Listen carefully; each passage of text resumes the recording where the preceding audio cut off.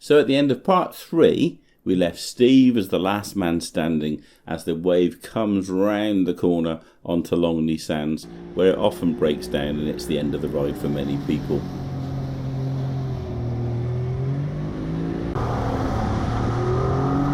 So we're picking up Steve.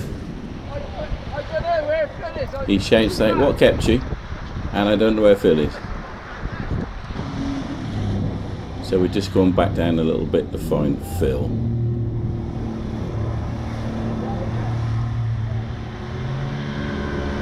There he is.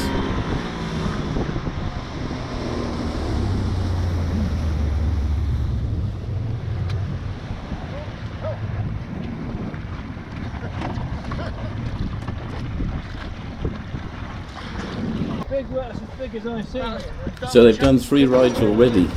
It's pretty physical. The in and out the boat, the in the water, the concentration. Takes its toll. Get a breather as we go back upriver.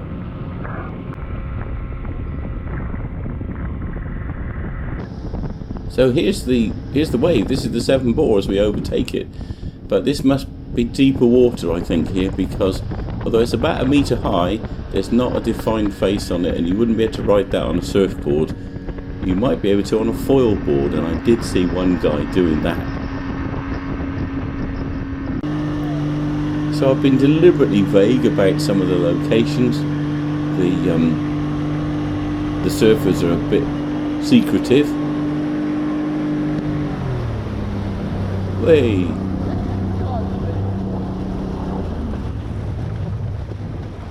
More dignified, Phil.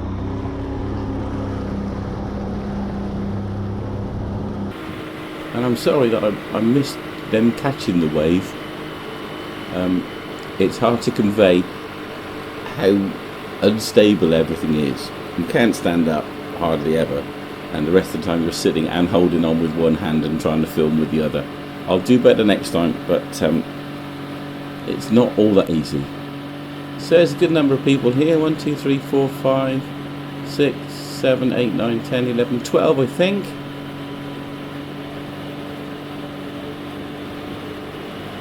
Oop, there's a board gone.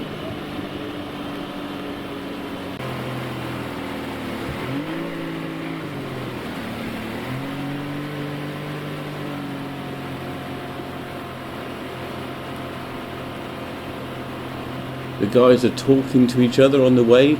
I'd like to mic them up and hear what they're saying. Maybe you're a lip reader. Put what they're saying in the comments below. And you see they're getting squeezed together now. Further across by the bank, that looks too shallow to ride.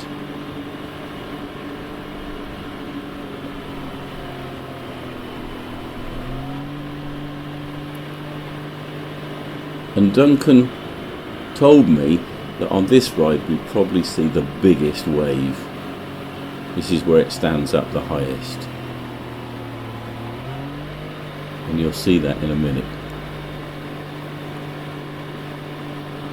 I'm guessing that it goes into some shallow water, and the ones behind get a chance to catch up, building into a bigger wave.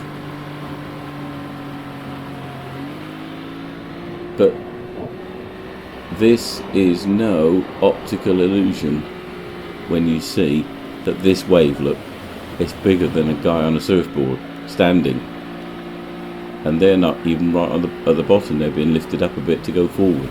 So that's a big wave there, and it looks even bigger in person than it does on the video.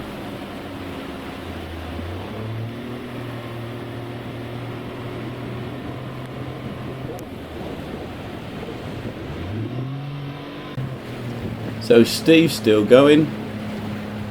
I guess it's not surprising. He is world record holder for the longest ride on the bore.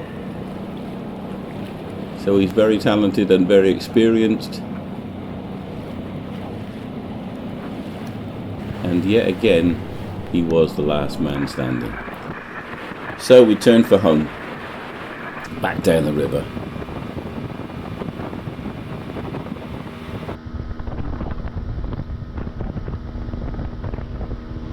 You'd need to be pretty expert Hello people. You'd need to be pretty expert to go this hard and know what you're doing this close to the trees. And we swap across to the other side to find the deeper channel.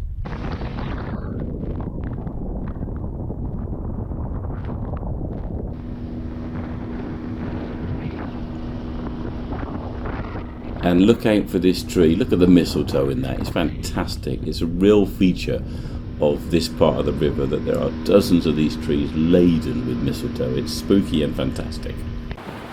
So back down across Longley Sands. The river is still rising. And that field on the right hand side, that'll be flooded in another 10 or 15 minutes.